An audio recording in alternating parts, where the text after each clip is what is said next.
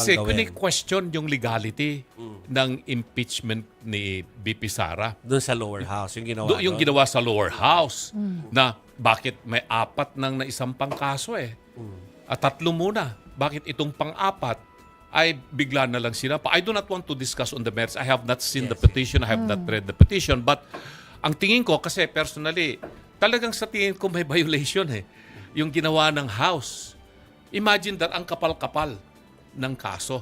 How many pages, I really don't know kung ano. Hindi ko nababasa pa yung impeachment case. Pero yung mga evidence that were presented, ang kapal-kapal.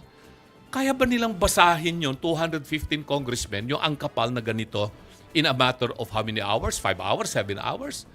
Imposible yun. No? So, and that is a verified petition. Pag binerify mo yan, sinusumpaan mo yan, nabasa mo yan at naintindihan mo yung pinipirmahan mo as a complainant. In this case, yung mga members of Congress. Ay, yan ang one reason behind that. And the other issue is, nagkaroon na ng mga naunang mga impeachment case na sinampa mga petition by other complainants. No?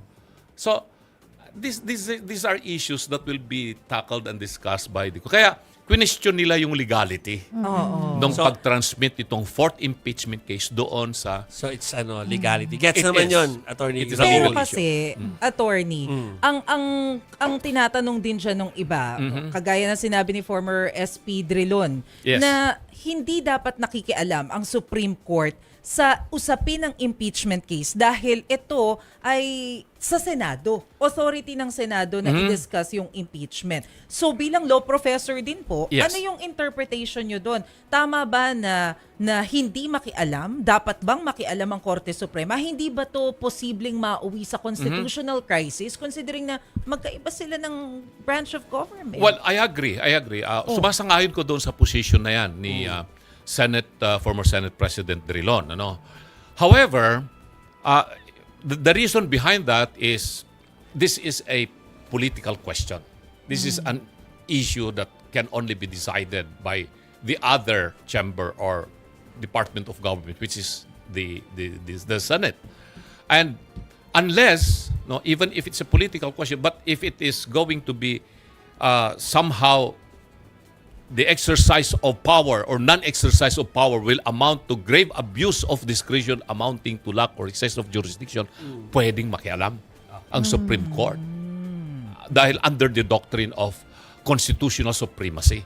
Kasi kung violation ng Constitution yung ginagawa ng Senado o ng impeachment court as the Senate impeachment court, then under the doctrine of the supremacy of Constitution, pwedeng makialam ang Supreme Court. Because it's the Supreme Court that is the ultimate body which can interpret the provisions of the Constitution vis-a-vis acts or conduct of any government agency or department or entity, even that of the President of the Philippines, kung mali ang kanyang ginagawa. Sundot ako, Chiki, Yes. before natin ipasa sa'yo.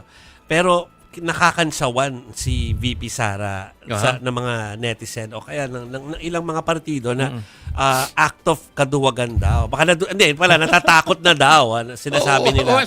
Yun yung kansaw nila. Ano reaksyon nila pag kinakansawan sa na gano'n? Normal yan sa politika. Remember that this impeachment case is not really a purely legal case. Yeah. Or it's not purely a judicial case. It is more of a political case. Kaya andyan talaga yung kantsawan. May mga panig doon sa ginagawa ni Inday Sara, may mga hindi panig, mayroong nananawagan na mag-resign ka na lang, natatakot ka dahil malakas yung ebidensya laban sa'yo. Well, these are matters that can be traced out later on by the impeachment court, the Senate as an impeachment court. So, tignan na lang natin. Pero meanwhile, dahil meron na isang pangkaso, may nagsampa na pinapaapura sa Senado, gusto nang nag-file ng petition na ang Supreme Court manduhan ang Senado na mag-act na as an impeachment court. Na yun din ang gustong gawin ni Senator Coco. Na sa tingin ko hindi dapat, hindi pwedeng gawin yon.